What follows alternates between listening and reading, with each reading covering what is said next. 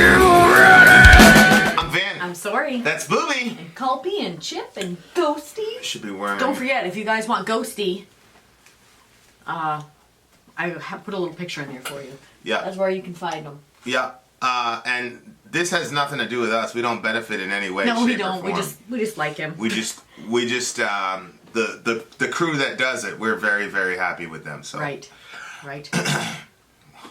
This guy Zion is not playing with y'all today. By the time you're watching this, we will be on the road for the Amorphis. We will be. Amorphis. Sorry. Static X show. So we're pretty happy about that. So this is my first show that if somebody offers me a beer, I can take it. Seduct. Right. Because you won't be preggo. We're nursing for a while. For quite some time. So we're happy about that. But this is Amorphis. This is for our guy Kai.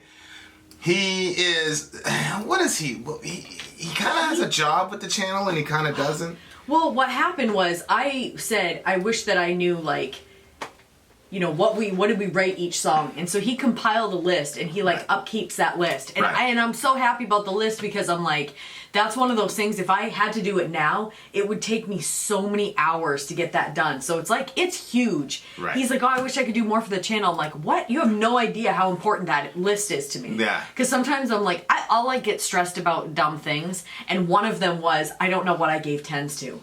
Right. That bugged me because I want to make a running list, and I want all my 10s on my running list. So I can't do that without going through all of them, but I'm like, no, thanks to Kai, I will have my running list quickly. So, yeah, and you're a fan of Amorphis, and I'm trying to figure out how to get you. This was Silver Bride or something like that, right? Was one of them? Yeah, and then there was the one with the guy and the girl singing that you really liked. So I'm trying. This is a live shot of them too, so that's gonna be. I'm excited to see the this. name of the song is "The Golden Elk." Yeah. Don't forget, if you buy any of our gear, the link is in the description. We will add you to one of our videos if you send us a picture. Did you add Neil in the other one? I in did. The Megadeth video? I did. There you go, Neil. You made the big time, buddy. Yeah, he looked with me like sneaking up, creeping in the background. The Golden Elk. Okay, ready for this? Yes. And go. Shit. Excuse me. I want to turn off my music. I love when they do that. Yeah, me too. Nothing like live rock and roll, ladies and gents. And an outside show. I'm really looking forward to seeing an outside show at some point. Huh? I want to see an outside show. Oh, you mean like at a festival?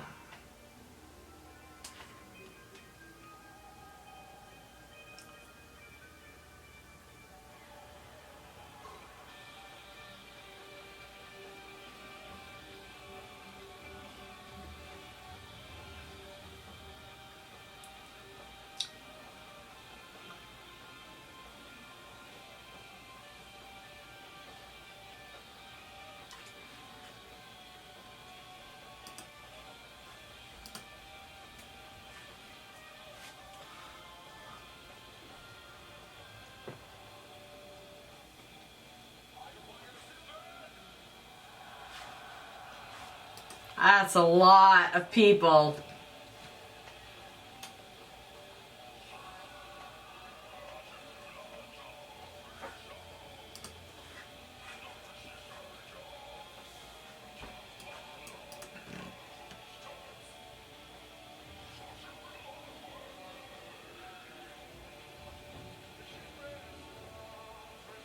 Whoa.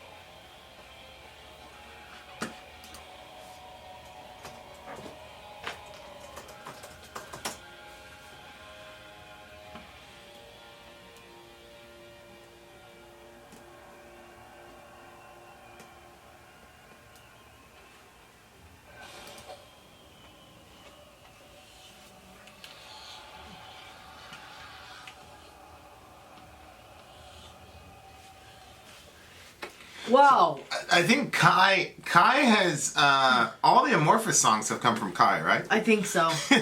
So that's pretty cool. This was a pretty wild, not wild, but like audio wise for a show, everything was really well done. I know. I thought the quality was gonna. Yeah. But it was very well. What's interesting to me is I think his clean vocals are better than his death vocals live. Like when he goes, yeah. But when he I sings, know what the difference is. When he sings, actually, that came out a lot clearer to me than when he did the death vocals. So his live clean vocals are better than his live death vocals, is what you're saying? Is what I'm saying, yeah. When they weren't live, what did you think? Well, I mean, it was, They were about the same. Yeah, it was cool. Yeah. Yeah, I thought his clean vocals were really good. Yeah, his clean vocals definitely stuck out to me. For sure. Queen of Time. This album is the same. I think all the songs that we've listened to have come from this record. Oh, okay. So Silver Bride and Amongst Stars was the one that we listened to. Amongst Stars, yeah. No, Silver Bride is not on this one. But it was, right? The Silver Bride? It wasn't the B, was it? No, we didn't hear the B. Okay. So this is Brother on the and most sister. This is on the most recent record. Yeah. Okay. So this is didn't he tell us that this was a concept record from these guys? Oh, I'm not sure. I thought, don't they usually, or am I mistaken? I thought they usually do them. So far, Amorphis is okay with that. So, did he? A little less played song. Live at Wacken Open Air. Okay, so yeah, you didn't say if it was concept or not. So sonically, these guys, they sounded really, really good. I wish there was more like involvement with the guitarists, like rocking out and stuff. I agree, but it wasn't like it wasn't a heavy rock out song. And to Kai's point, this is a song that isn't one of their popular ones. Yep. So sometimes they'll play songs and it's not like really one of their. But when I see a live show, like I like to see people go crazy. Me too. I want to see you rocking out. And you got smash. the hair, you got the tats, you have the clothes. You need to rock out. Yeah, but it wasn't. There wasn't really any spot. You can't manufacture.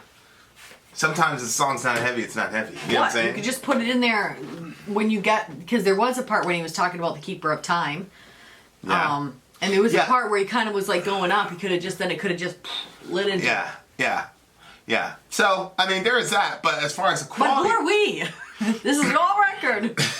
Well, as far as the quality of musicianship, it was probably one of the better ones we've ever heard live. I don't remember hearing a show that was. I kept thinking, is this really the live recording? Right.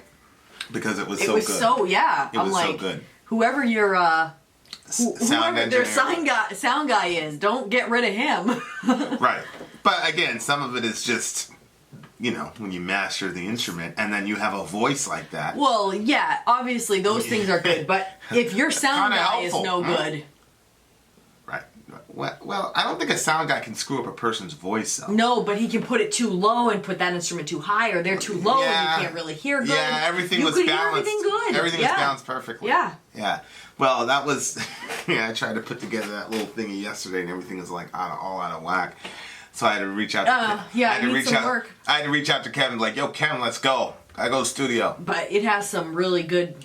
I want to get to okay, so as a show, they did a good job far as sonically. Visually, I'd like to see more. Yeah, me too. But the other thing is, I think it's hard to really get the full metal vibe in a daytime show. I can see that. When it gets dark. I can see that.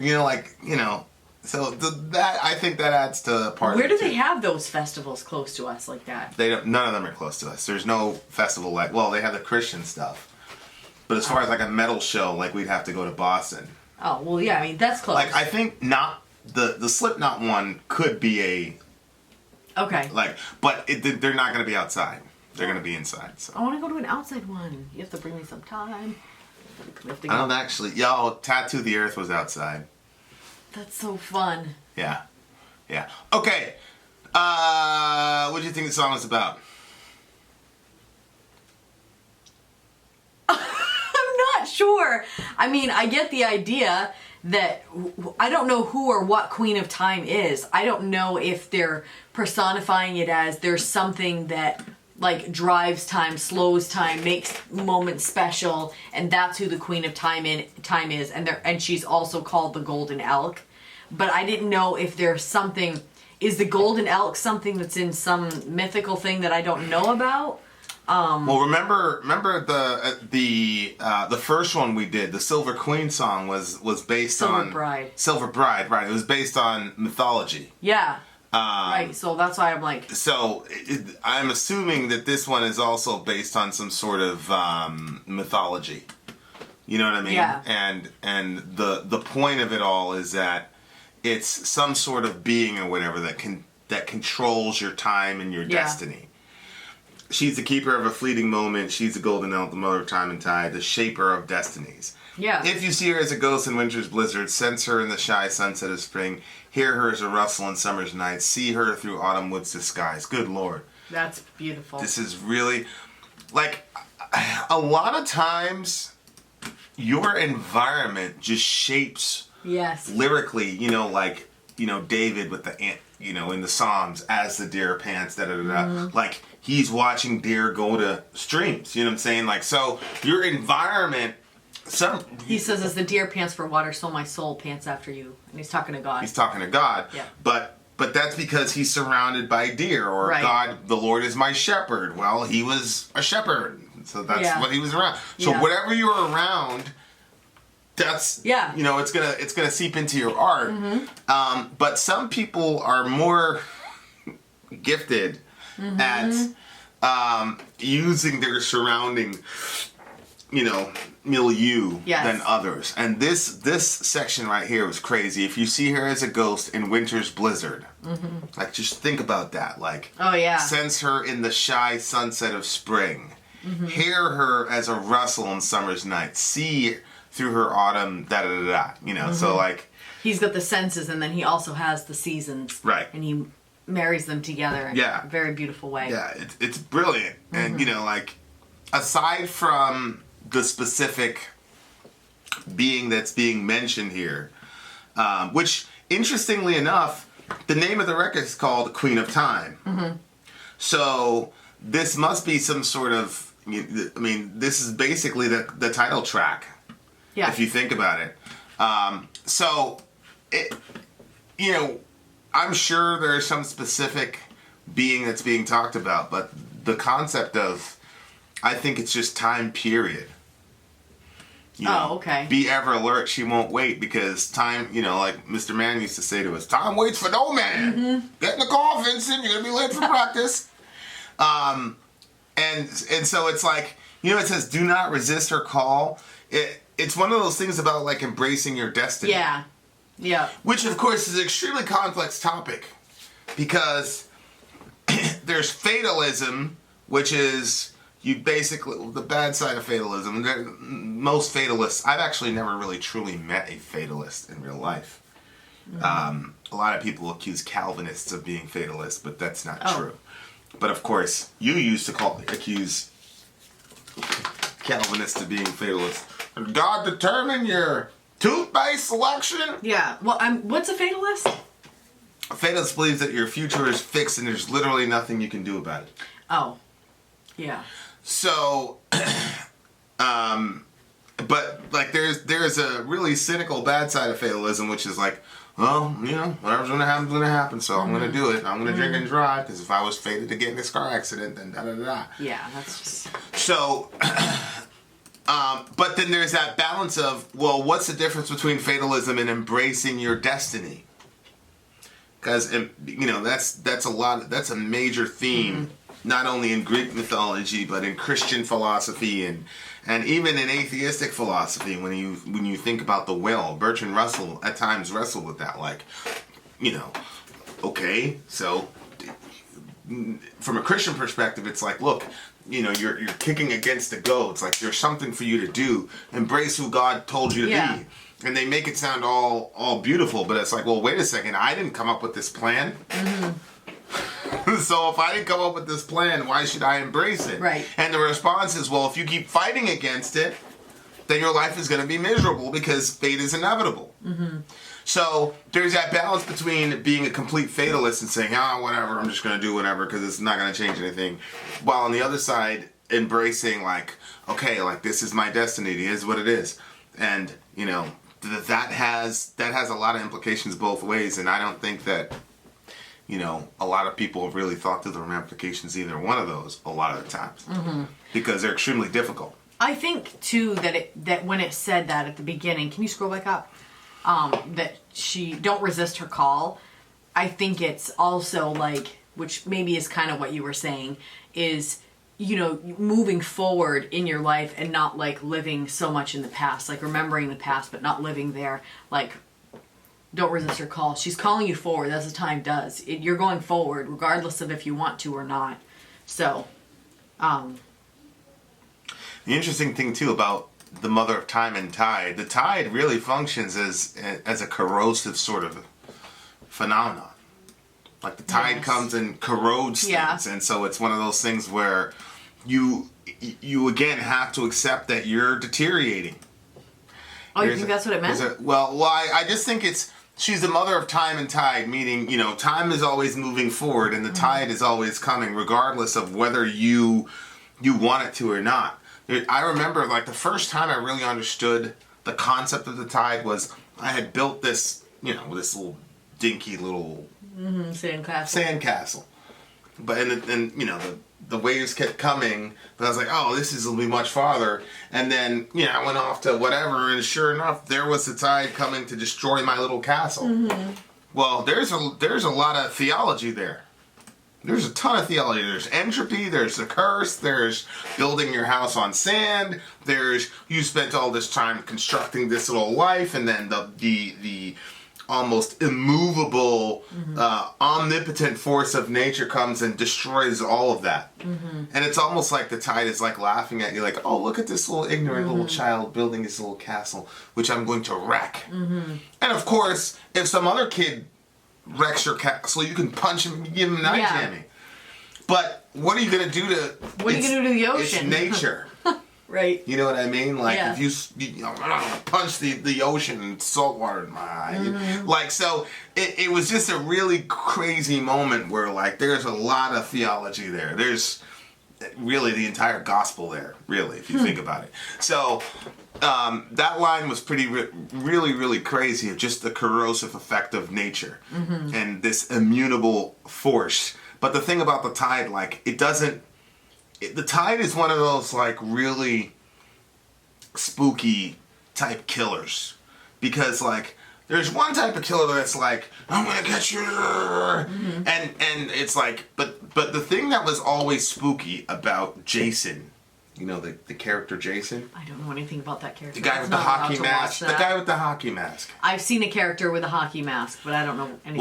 Well, the thing, it's kind of the same thing with Michael Myers too. Was that the mask makes it so that the expression never changes, and so like when the person they're running like hell, and Jason is just walking, and then like you turn the corner and you beat him, and then when you turn the corner, he's just standing there. And like, that's kind of like the tide in time. It's like Jason didn't feel the need to go chase you. Right. He's not going to chase you. He's not going to yell at you. He's just going to walk. Right. Because he knows it's inevitable. And like, that's the scariest type of killer to me. Yeah. Like the other guy that's running and yelling and stuff, like he's doing that because there's a chance you might escape. But the one that's just walking and his facial expression doesn't change, that guy's a problem. And that's how the tide is. That's how the tide was to my little castle. Yep. It was like, I'm going to destroy your castle, bruh. And there's nothing you can do to stop me. Oh, I didn't get it this time. I'll get it next time, though. And that's kind of like how life works. It's like, oh, you turn on the news, you saw so-and-so died. And the tide's like, yeah, I'll be back. I'll be back. So, like, it's no joke. Like, it's pretty crazy. You'll never go to the beach the same way again. Tell the truth. When you talk about yourself as a little kid doing stuff, I wish that I could see it on the beach building a little sandcastle. Yeah, I mean, it wasn't a very good one. It wasn't very symmetrical, but it was mine. Was it sturdy at all? It just looked like I was in Florida at the time, so it just looked like one of those anthills. Oh, okay. You know, these anthills, they were extremely complex things. Like, you wouldn't believe it. Like, it was crazy. Oh. Like, they had layers and floors and systems. I would just watch them for a very long time. And then Junior dared me to... Oh, no. He's like, yo, just crush it. He's like, I was like, man... And then my mom said something like, you know, if I do that, basically, look at the hard work that these poor ants put in. Well, as soon as I heard that, I was like, nah! And my hand blew up like, thank you, Junior, for that. I appreciate you. Well... That's all he was trying to accomplish. We had Why is it that when she said how much work they did, you wanted to wreck it? Well, because I was like, oh, screw those guys. I don't care about those guys. Good for them. You know, we had just moved to Florida from Maine, and that was the whole gun situation. You got what you had coming to you. That was the whole gun. I told you about that gun situation, right? Which one? We found the gun under the. That was the first time I actually held a weapon. You found a gun as a kid? We'll talk about it later. But anyway, so the Tide thing was really interesting. What do you give the song? I think I'm gonna go with an 8 on this one. Oh man, it was a live performance. They did really good, though, for that. Yeah, it's a strong, solid 8 for me as well. Yeah. It was a good song, great musicianship, very good song idea, and I hope you enjoy the beach.